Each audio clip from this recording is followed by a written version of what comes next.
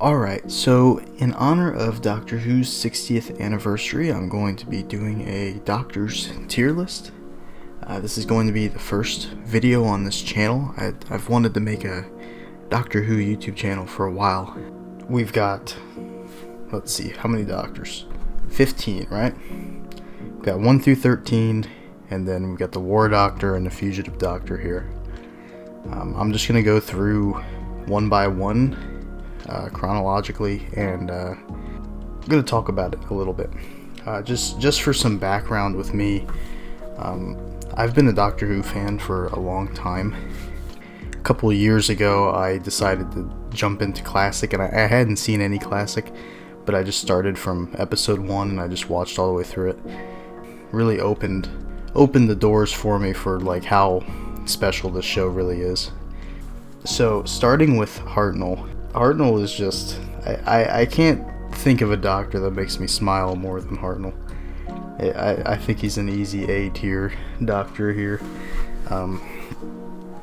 I think Hartnell gets a lot of flack because the portrayals of Hartnell after his era are always just that he's kind of an old man, like comic relief character. The way he's portrayed in the Five Doctors and the way that he's portrayed in Twice Upon a Time, like they don't really draw from his character at all. They just make him kind of a funny old man, or in the case of Twice Upon a Time, a sexist old man. And Hartnell's got so much else going for him in his actual run that really misses the mark for me. Hartnell really is one of my favorite Doctors. He's super funny. He's really goofy. He's very ballsy. One thing that's special about Hartnell for me is that he doesn't have the tool belt that the future Doctors have. He doesn't have the psychic paper. He doesn't have the sonic. So he can't just like, there's a story in his first season called Reign of Terror where he has to impersonate like a government official to break his companions out of the jail. I think it was Barbara and Susan got thrown in like a prison, and he had to go in there and impersonate a government official to get them out. And in New Who, that would be like a 5-second exchange. He'd flash the psychic paper, and then he'd just get in there, and that would be the end of it. And the guy would be like, "Oh, you're an Imperial Inspector? Oh, right this way, sir." With Hartnell, he had to go to a costume shop, rig up this real crazy looking costume, and then he had to forge documents for himself. And then they just barely trusted him with all of that. And Hartnell also, he can't ever run. He at most, Hartnell can scurry. If he needs to get away quickly, he can scurry. But he ain't running anywhere. He ain't doing 90-degree wall turns, kicking off the wall like Tennant can. He's not piking it over bookshelves. So he's so like, he's so much more limited in what he can do. But it doesn't stop him from being just as ballsy as all the other Doctors. He still does things that puts himself in immense danger. And so that's something I really like about him. He's also got a really cool character arc in that this is the Doctor at the point in the show where we don't really know who the Doctor is. He starts out as a very morally gray character. He really just seems to care about exploring for the sake of pursuing knowledge. He's not on a quest to like right all the wrongs in the universe like he is now. And his character arc is him becoming that though. His character arc is starting from a character that really isn't the Doctor and becoming who we see as the Doctor now. And he's the only Doctor that can have a character arc like that. They can't ever do that again. Hartnell, he's just got so much charm. He's so funny. He'll go from like clowning on the bad guys to immediately making a sudden death serious face when he gets captured. He's so goofy. His little laugh is so funny, and he's just got a great characterization and a great arc. I think he's a fantastic Doctor. Okay, Patrick Troughton, second Doctor. I think he's also an A tier Doctor, right? I don't like him as much as Hartnell. I honestly, I don't like him nearly as much as Hartnell, honestly. But he is still a very good Doctor. When I started watching Troughton, it was kind of weird for me because he was really creepy at first, and I don't really hear anyone else talking about that. But Troughton, Like, for the first half of season 4, he's really creepy and weird. Just the way that he speaks, and like he's very like subtle and kind of like he's scheming. He's thinking. He's very devilish sounding, and he's so grim. His tone. It's like, Ben, Polly, come inside and meet the Daleks.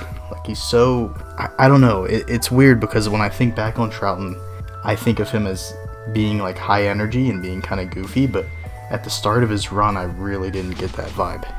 He honestly, creepy is the best word that I can describe him as. And so that was a little kind of off-putting, but also interesting to me. I wouldn't say that lowers his character. It's just kind of an interesting thing that I felt like I noticed, and I haven't really heard many people draw attention to that. I don't know if anyone else feels that way. Troughton is objectively one of the best doctors. Every little quirk, every weirdo thing that the new doctors do, like, a lot of that Troughton did. Like, and I was really surprised when I got to Troughton how much of the quirky stuff that the new doctors do that Troughton did. The licking his finger and sticking it in the air to like read temperature and radiation. Like, I think Smith did that a couple times. Troughton did that in his first story. I was super surprised that Troughton he's the one that sets the bar for how the new doctors act. Troughton, to me, he's kind of a template doctor. I feel like he's kind of the starting point that all doctors need to have as like a baseline for their character. For the most part, they don't need to have it, but they do have it. Most of the doctors do have everything that Troughton had as a character. They have, and then they build on top of that. By that logic, you'd think Troughton would be lower on the list. What really carries Troughton for me, because I do feel like he has a simpler character. He doesn't really have an arc. It feels like Troughton at this point has accepted that his role has changed, his role in the universe. So when Hartnell was going around initially, and when he first left Gallifrey, he was just kind of going on a quest for knowledge, and he wasn't really interfering. But by the end of Hartnell's run, he's interfering as much as he possibly can for the sake of doing good. And Hartnell continued that, and every doctor continued that, just on a path of trying to right the wrongs in the universe. And I think Troughton knew, well, the second doctor knew that the Time Lords would eventually nail him for that. And so he kind of plays the clown, he goofs around, but then right at the end in the war games, all that clownish demeanor just kind of drops off, because he realizes he can't get out of it, and he's got to confront the Time Lords. He has to ask them for help. And he kind of just like admits in defeat that like the Time Lords are his people, and he's got to confront them now. I do think that that's kind of his strongest characterization as far as like an arc goes, but it doesn't really manifest as an arc. It really just kind of pops up right in his last story that, hey, fun's over. You know, the Time Lords gotcha, fun's over. So I do find his character to be less interesting than a lot of other doctors, and I think that a lot of other doctors purely build on what he does. But the reason that he's still so high up, he performs it so well. And there's a lot of doctors that carry their doctor just based on performance, and I think it's obvious which other doctors I'm referring to, and I'll point them out as we go. But Troughton carries what is a simple character, he carries it so hard by just putting on such a good performance for the character. I think he's easily an A tier, and I can understand how some people have Troughton as their favorite doctor. Okay, Jon Pertwee. Here's the thing about Jon Pertwee. Jon Pertwee happens to be the best doctor in Doctor Who. Listen, Pertwee, I'll say this right now, Pertwee is not objectively the best doctor, but Pertwee is for sure my favorite doctor. I think what I like so much about Pertwee is how his characterization makes sense for the character at the time. So Troughton, at the end of his run, he gets exiled to Earth, and it's like I said, it's kind of like a fun's over thing. You're done going around on a rampage, you know, doing whatever you want. You're exiled now. The Time Lords gotcha. You can't time travel anymore. You can't leave. You're stuck on one planet in one time. And we're going to change your whole appearance and personality, and you're going to be stranded there. And that's how we get Pertwee. And Pertwee, because of that, is very moody. He believes that he's very above everyone else, especially authority. Pertwee is very anti-authority. It doesn't really help that he bunks up with Unit, because he's got a predisposition against the military anyways. It makes Pertwee very moody, but what I like about Pertwee, and I don't know I don't know how much of this was intentional or just how much of it just happened to work out so well, but Pertwee feels like Troughton. He feels like the same person, but just now all the fun has been drained from him, and he's stuck here, and everyone else is stupid, and everyone keeps trying to tell him what to do. He feels like the same soul, the same character. From going from one doctor to the next doctor, I don't think there's ever been quite as strong of a feeling that, hey, this character is the same person as the previous character. I think Pertwee manages to do that, but not in a way that he doesn't change the role, because his character is still very different from Troughton's. It sells it there more than any other time that he is the same person. We get the character arc of Pertwee where he kind of opens up. He starts off very, very grumpy, and he kind of just doesn't want anything to do with anything that's going on. He tries at every attempt to just leave. Eventually he makes friends. Liz kind of is his first friend, but then obviously we get Joe, and then he gets a lot closer with the Unit family. And by the end of it, in Planet of the Spiders, he has a nice remark right at the end before he dies, where he says the TARDIS brought him home. This is the character arc where the Doctor kind of accepts the Earth as his home. So his characterization's great, and he's super funny. Pertwee, every single thing that Pertwee says is just amazing. His voice and just the way that he speaks is it's so funny. He's such a funny dude. He's the first Doctor in the classic era that really got me, and I'm like, man, I've got so much nostalgia for the new Doctors because those were the ones I grew up with. But Pertwee somehow inserted himself above those, and I feel more nostalgic for Pertwee than anyone else, even though I've only seen Pertwee in the last year and a half.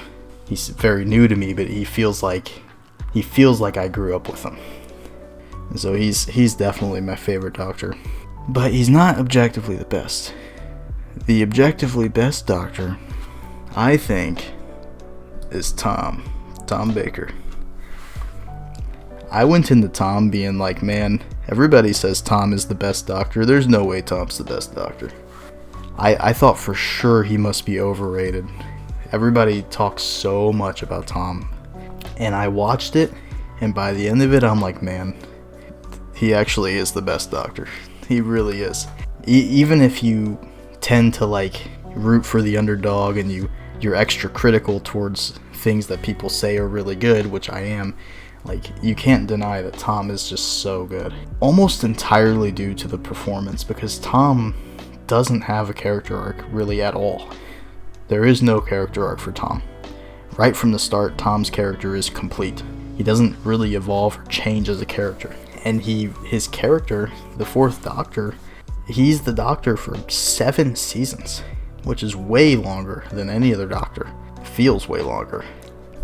Despite being the Doctor for so long and not having any sort of character arc, he is still so good, and through those 7 seasons, you never get sick of him. Some people get sick of him in his last season, but for me, I never got sick of him. His mannerisms are spot on. Tom just becomes the Doctor. It's one and the same. He embodies it so well. There's not really much I can say other than that. He is the Doctor. He really is.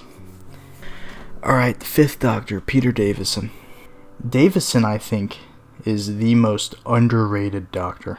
I'm going to tell you right now, I think he's A tier. And I like Davison more than I like Troughton. I think he's incredibly underrated. when you hear people talk about Davison, they make him sound very plain, very vanilla, and you kind of get the sense that, like, if you're just hearing people talk about Davison and you haven't actually seen his stories or how his doctor acts, you kind of get the impression that he's not very doctorish. Like, he's just kind of like a young dude who's playing the role of the doctor, but he's not, like, embodying the role. That's kind of like what you expect him to be like based on what people say about him. I was very surprised by how doctory Davison really was. He's got just as many quips and funny, interesting things that he says. He's definitely the doctor. He's the doctor. He does a really good job. He gets lots of very doctory things to do and say. He doesn't do a lot of talking. I don't think he's not the kind of doctor that's gonna give a monologue, right? He gets so many, like, really good one-off quips, and then he does a lot of things that are very doctory. It's just, I think people really undersell him on that. As far as his character, for me, Davison was like, I kind of think of him as the babysitter doctor, and the reason I call him that is because Tom, at the end of his run, and he makes a comment about it in his last story, he gets a bunch of new companions in his last season that are all kind of kids. They feel like kids. He gets Adric, he gets Tegan, and he gets Nyssa. And all three of them, he didn't even want to be there. I think Adric was a stowaway, and then Tegan was just there because Tegan wandered into the TARDIS, and then Nyssa was, I guess, teleported there by the Watcher, but, like, all of these kids got dumped on him, and now they're his responsibility. But they're all there for him when he dies. When Tom dies, they're all there by his side. And so Davison feels like the personality of his doctor is impacted by the fact that he now has to take care of... I keep calling them kids because in my mind, they feel like kids. I don't know how old they're supposed to be, but they all feel like kids to me. And Davison, he doesn't feel like a dad necessarily, but he feels like he's babysitting them. Just the way that he talks to them and interacts with them. It feels like he's like just keeping an eye on them, entertaining them, keeping an eye on them. And it feels like his doctor is oriented to dealing with the very innocent, young, like, childlike companions that Adric and Nyssa and Tegan were. On top of that, his first season, a lot of his stories are very fun and lighthearted. You get stories like Ford to Doomsday, Black Orchid, and Kinda, and their stories, I mean, they have dark elements to them. Tegan does straight up get possessed in Kinda, so, like, they're not super lighthearted, but they're lighthearted in comparison to what comes later. They feel like fun little adventures and everybody's still having fun. But then as you go on through the end of season 19 and then through season 20, and especially in the season 21, the stories get darker and darker and darker. And slowly companions start to drop off. Adric's the first to go. He straight up dies in Earthshock. He just dies. Nyssa leaves in Terminus. And then in season 21, you get Tegan leaving, the last of the three that he started with to leave, and she leaves because she leaves in Resurrection, and the reason that she leaves is because it's not fun anymore. Like, all the adventures that they're going on are just full of death and darkness. It's just people constantly getting killed, and then just a ton of people get killed in Resurrection, and she just leaves because she can't do it. Those innocent, childlike companions are replaced by Turlo, who is a alien guy that's, like, hired by the Black Guardian to kill him. Like, very, like, untrustworthy, mysterious companion. And then you get Perry, who's like... Perry... I won't get too specific with Perry, but Perry is a very adult companion compared to the kids that he was watching before. Perry is very, like... I'm just gonna say she's adult. She's very adult in comparison. And so those fun child companions get replaced with those two, and the stories just, like, take a dark, dark turn. And they progressively get darker and darker, more and more death, and all the way up to Caves. And then Caves, Davison just kind of, like, snaps. He kind of, like, loses any last remains of like the person that he was. And I feel like Davison really becomes a totally different character in that last story, which is why I think a lot of people look at Caves and it's like, man, Davison's really good in Caves, but otherwise he's super plain. It's not that he's plain up till then, it's just that Caves is just kind of the straw that broke the camel's back with him. All that to say that I think Davison has a character arc, and it's an interesting arc, but it's a very subtle arc, and I think you miss it if you don't watch his era all the way through. I think he's one of those doctors that you have to watch all the way through to really get. Alrighty, Sixth Doctor, Colin. A lot of people will tell you that Colin's the worst Doctor, and I can see why they think that. I don't think Colin's the worst Doctor, but his first season, he is very bad. He's unbearable in his first season. I think when you go back and watch individual stories from season 22, like, he's fine in individual instances, but when you watch Doctor Who all the way through from start to finish, season 22 is a challenge, because I think it's a lot lower quality than season 21, which doesn't really have anything to do with the Doctor, but it just adds to the challenge. But the big thing with the Doctor specifically is he's such a prick in season 22. He's so bad. He's so mean to Perry. He's so egotistical. He makes a lot of, like, I don't know, he just super arrogant remarks. In season 22, he's really unlikable.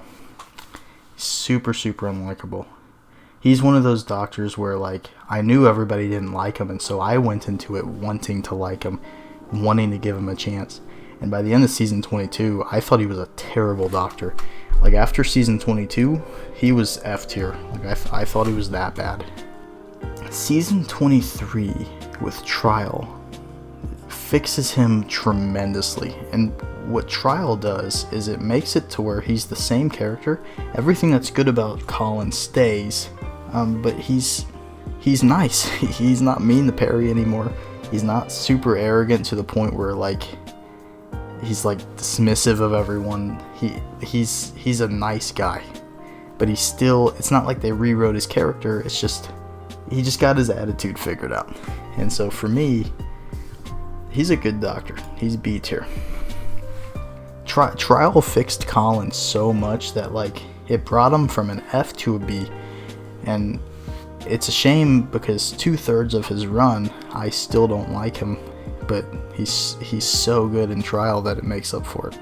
And he gets so many amazing scenes in Trial. I know people like to really crap on Trial, and it's really weird to me because when people talk about what they don't like about Trial, it's the Trial scenes that they don't like, which is weird because that's, like, my favorite part of Trial. And I feel like it's those Trial scenes where he's, like, roasting the Valyard 80 times an episode. Like, those are the moments that define Colin's character. The Trial scenes are what takes a really arrogant character, and instead of directing it towards characters we like Perry, he directs it towards the Valyard. And when he's mean to the Valyard, when he's roasting the Valyard, it's so funny. He's hilarious. He just destroys the Valyard every time. I feel like the individual stories in season 23, or like the individual pieces of it, the Trial scenes are what holds it together for me. The Trial scenes are what keeps my interest. People act like it cuts away and it breaks the focus. That's like, cutting back to the Trial is like the season giving me a treat for still watching.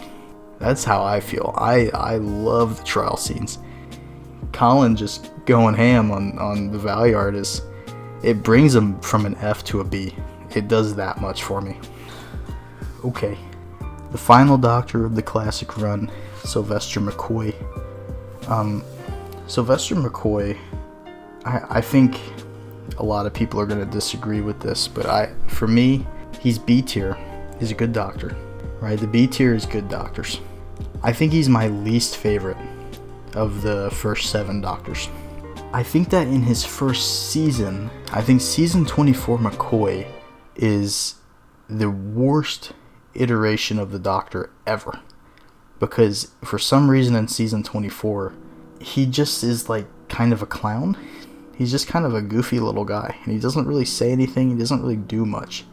He's kind of like Troughton, except he's removed elements from Troughton, whereas all the other Doctors took Troughton and added things. So you get that, and I think back on season 24, it's like I can't even remember McCoy even saying anything.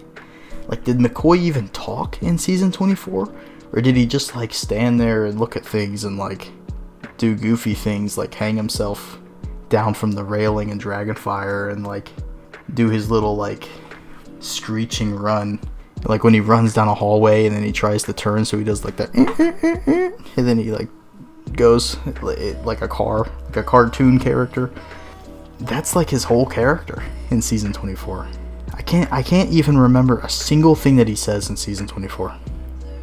You know what? That's a lie. I remember in Delta, they're like, he's confronting the guy that's like eating the meat, the raw meat, and the Doctor's like, I'm taking this and I'm leaving. And then he's like, I think I may have gone a little too far. That's all I remember him saying in the whole season. Like, I feel like he's so bad in season 24. He's so bad. But then they pretty much completely rewrite him for season 25, and he's way better. He's so much better in season 25 and for season 26. A lot of people call him like the chess master, manipulator Doctor. I think that's kind of on point.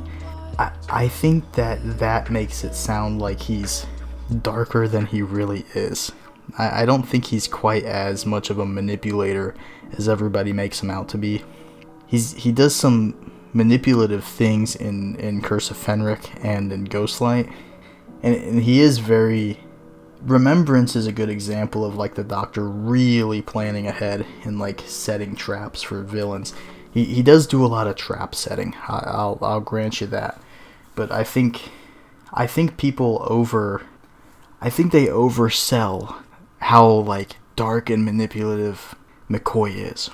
I don't really get the sense that he's necessarily dark.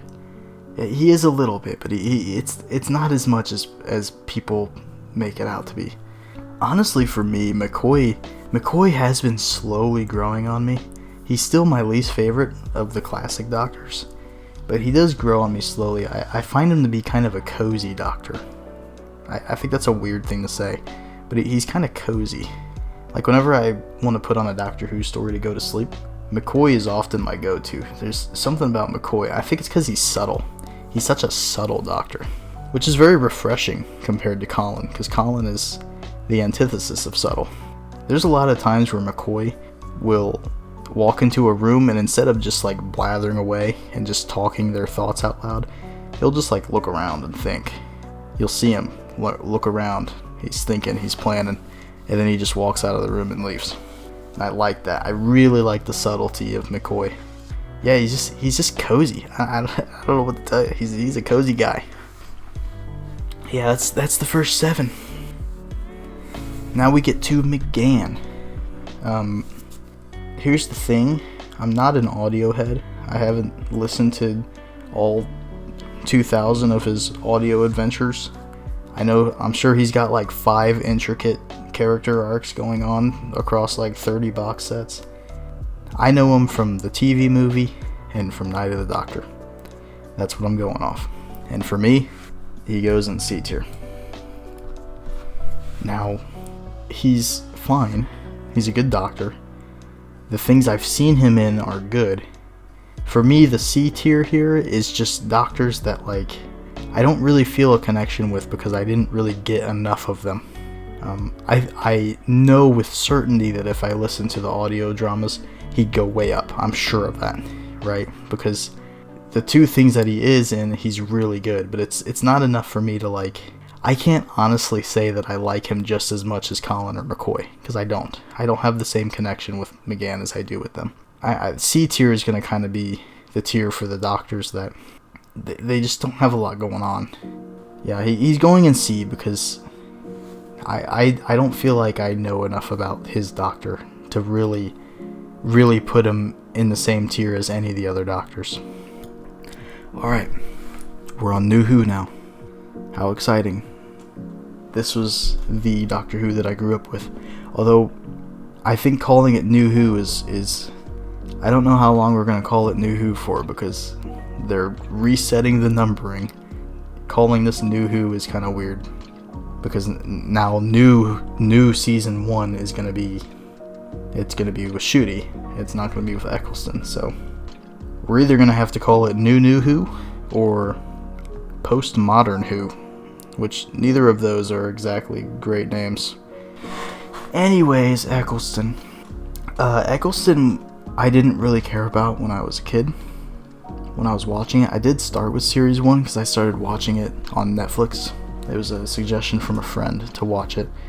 And I don't think I was at an age where I could really appreciate Eccleston as the Doctor. Going back to Eccleston now, I think Eccleston is an S tier Doctor. Eccleston is very similar to Pertwee in my mind, where it's like their Doctor is so heavily influenced by the ongoing plot of the show. Like, Pertwee's character was very heavily influenced by the fact that Troughton was exiled to Earth, and his whole personality is built with that in mind. Eccleston's personality is built with the Time War in mind, and it's done very, very well. Eccleston does such a good job of conveying that emotion, that sadness, that grief, and that rage. He does all of that so well. And it's the first time since Hartnell where we've had a Doctor that's like very, very reclusive, and part of the arc is him opening up. Well, we had that with Pertwee, I guess, too.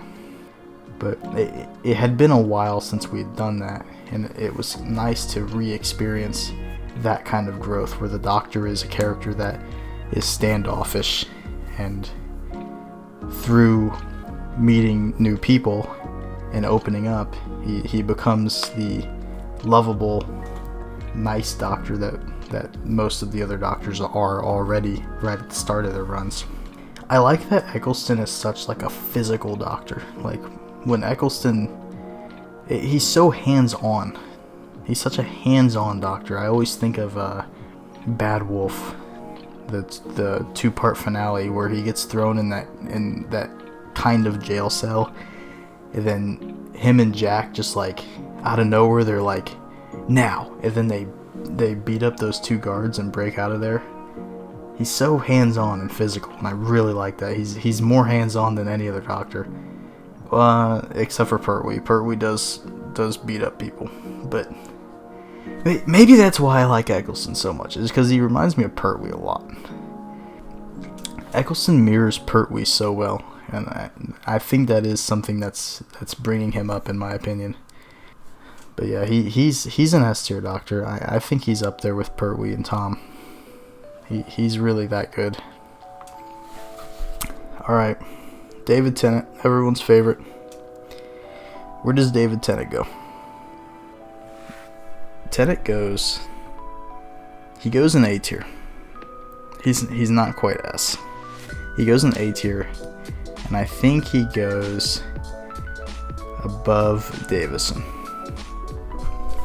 He goes above Davison, below Hartnell. Tennant is a great Doctor.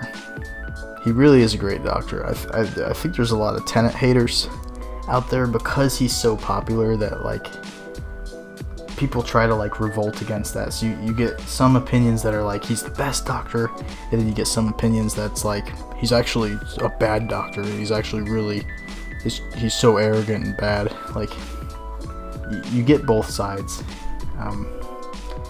I think people really try to clown on him because everyone else has him as their absolute favorite. He's a really good Doctor, and he's not a Doctor that I appreciated very much when I was younger. He wasn't like my Doctor. My Doctor, when I was watching the show when I was younger, was Matt Smith. Matt Smith was like the Doctor that really got me hooked. So I didn't really have that connection with Tennant even back then. I actually like him more now than I did when I was younger. I think Tennant is interesting because he's very He's a very emotionally vulnerable doctor. He falls into a lot of traps that all the other doctors just wouldn't fall into. I think it's specifically like he's so emotional because he gets really attached very easily to different people. He gets really attached to Rose. I think a lot of his personality as a character was influenced by the fact that Rose had such a profound impact on him after the Time War. But it extends past Rose really just into any woman. He's just so like, he gets so easily attached. I kind of call him the heartbreak doctor. That's kind of what he is in my mind. He's so emotionally vulnerable, and I think it's because of Rose. It's direct influence of Rose on the Doctor. But yeah, Tennant performs the role so well. I think his performance is pretty much up with Tom and Troughton. He doesn't have the same charm as Tom, which is why Tom is in a separate tier. Tom's in the S tier, and Troughton and Tennant are just in the A tiers. But he does a very good job, and I think people try to find reasons to not like Tennant because he is so popular. I don't think Tennant has as strong of a character arc, really. I don't really even know what his character arc is. He feels like throughout his whole run that he's very vulnerable. He gets slightly less vulnerable, and I think Donna helps him through that a lot. He's obviously very attached to Rose in Series 2, and then with Series 3, he's trying to move on from Rose, and Martha, I think, is kind of a negative on him because Martha really likes the 10th Doctor. And I think that puts kind of a strain on him. And so when he finally gets with Donna, and Donna's like, hey, I just want to be friends, I think that's kind of a relief for Tennant, and I think that helps him really, really break that like hyper emotional state that he's kind of always in. So he is a very human Doctor in that regard. I definitely get why people call him the most human Doctor. I think it's that emotional aspect that really gives him that feel, and I think it's really interesting. A lot of people don't like the romance aspect, but I wouldn't want every Doctor to be romantic, but I'm okay with a Doctor being romantic. It's an interesting aspect to explore. That's one of the fun things about having different Doctors is you can have them go on different character journeys and have them start with issues that none of the other Doctors had issues with. So yeah, Tennant's a really good Doctor. 10th Doctor's great. I don't like him as much as Hartnell, but he's up there. Let's talk about Matt Smith now. He was really the Doctor that got me into the show. I had a lot of nostalgia for him before watching Classic.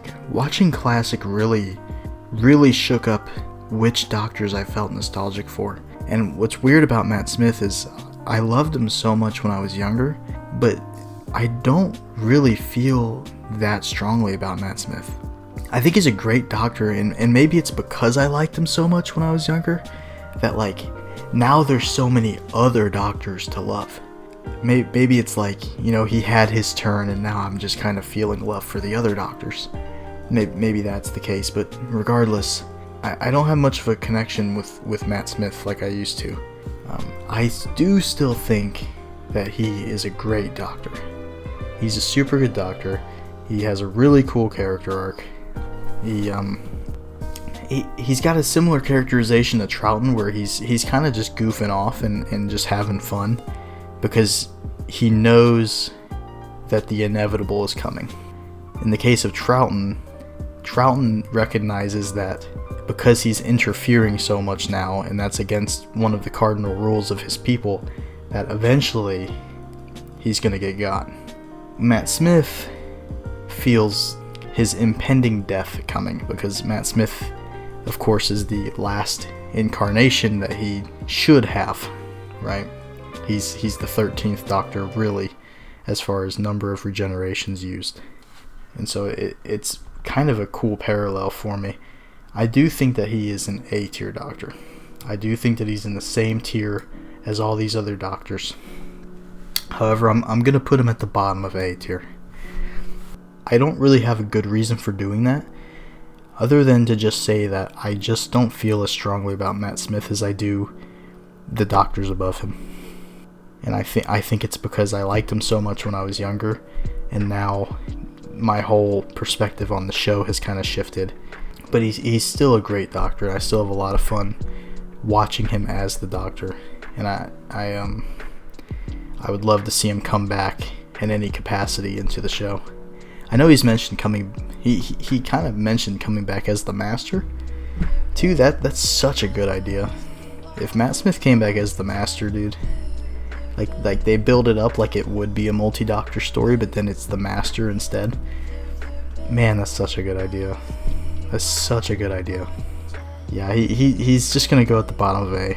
I think that's gonna feel pretty low for a lot of people, because right now that means there's only 3 doctors below him at this point. But that's just kind of how I feel about him. It's kind of just a subjective thing with him being as low in that tier as he is, but he definitely belongs in the A tier still. Okay, the War Doctor, he's one of those doctors like McGann that he just doesn't really have much. Like I said, I haven't listened to the audios at all. The War Doctor he doesn't have anything. I like him for his duration in Day of the Doctor. His character in that story is kind of just like a very worn out veteran. He's just so tired of the fighting, and he's just ready to be done. And that's his character. I can't reasonably put him in the same tier as any of these other doctors, and it's not really anything to do with his performance. It's just to do with how much of the War Doctor we get. Okay. Peter Capaldi. I think Peter Capaldi is the best actor to play the Doctor. I think that his performance of the Doctor rivals Tom Baker's performance. I think Capaldi is really that good. However, his characterization is kind of all over the place, and for that, it keeps him from S tier for me. I think he's at the very tip top of A, but he's not quite S. And the reason that he's not S is because his characterization varies wildly depending on which season you're in. He basically gets rewritten twice. A lot of fans will argue that it is a character arc. It doesn't feel like an arc. It feels like something happens off screen between each season that majorly changes the Doctor. In season 8, he's very reclusive. He's very socially distant feeling, and he comes off as kind of uncaring, right? It's not that he isn't caring, it's just he's just a bit colder. But then in series 9, he's super loose. He's just super having fun. He's almost too loosey-goosey with it. And then in series 10, he's very like retrospective. He's that like the old professor Doctor, which is my preferred characterization of him. I like all 3 characterizations, and I like that we get them all, because there's 3 different flavors of the 12th Doctor, and they're all good. I can pick a story from series 8, series 9, or series 10, and they're all different characterizations, all played by Peter Capaldi, which no matter what the characterization of the Doctor is, Peter Capaldi's going to destroy that, because he's just that good. Every story that he's in, no matter how trash it is, he just elevates it. Even when he's on his soldier hating arc in series 8, he's got such a strong hatred against soldiers for like 4 episodes in series 8. Even throughout that, I still like Capaldi, because he's just so good as an actor. So he resists negative character choices so well, and he resists bad writing so well. He doesn't have that fluid character that the S tiers have, Well, Tom doesn't really have any character, but no character is better than bad character, I guess. Maybe not. Tom gets a pass. Tom does. I don't have to justify putting Tom in S. I don't care. Tom goes in S. But yeah, if Capaldi... People say Capaldi's got an arc. It doesn't feel like an arc. If it was an arc, then he would probably be an S tier. It doesn't feel fluid. It doesn't feel natural. And so, for that, I think it holds him from the prestige of S tier. But he's still tip-top of A. He's still the best actor to play the Doctor. And I think that he will continue to hold that title, potentially indefinitely. Because I have a hard time imagining anyone playing the Doctor better than Capaldi did. Okay. Woman time, baby. Let's go. Jodie Whittaker, 13th Doctor. Where's she go? Jodie's a very divisive Doctor. Jodie, I think now that Jodie's not the current Doctor, people are a little kinder to her. I think Jodie goes in B tier. I'm gonna put her at the bottom of B tier. I think that she's a good Doctor. The issue with Jodie is that Chibnall is such a trash writer. He's so bad. It's ridiculous how bad he is. I don't know why they were like, hey, the guy that did dinosaurs on a spaceship and Power of Three, yeah, let's get that guy to lead the show. Jodie very seldom got an opportunity to really be the Doctor to the extent that the other Doctors got to be. I think back to Tennant and Smith, the other New Who Doctors that feel kind of similar. They're young and they're high energy. They consistently got interesting things to do. They had interesting interactions. They were just much more involved in the story. And Jodie's involvement in 80% of her stories only extends as far as her just telling everybody what's happening in the story. The companions will just be like, I gotta tell you, Doc, I don't know what's going on. And she'll just explain the plot to them. And then Jodie will continue to do that for the entire story. And it doesn't feel like she does anything else other than talk and explain an exposition dump. And so, for me, the issues I have with Jodie as a Doctor, it's not her fault at all. Because I've seen Jodie in other things. And I know that she's a good actress. For sure. But Chibnall gave her nothing, man. I do think... I'm not going to get into the Timeless Children stuff, because that is a separate discussion to have. But I do think that the Timeless Children stuff did give her more to go off of as far as how to use her character. And I think if you want an example of Jodie at the peak of being able to be the Doctor, look at Haunting of Villa Diodati. Haunting of Villa Diodati, man, Jodie shines in that episode so well. She's so good at it. I think that's the most emotional that she ever gets. She gets so angry in that story because she is frustrated by the things that she's seen, and she's irritated that she really can't stop what's about to happen, and she really snaps at her companions. She went from being very bubbly and very positive in series 11 to now she's very, very recluse with them, very cold towards them.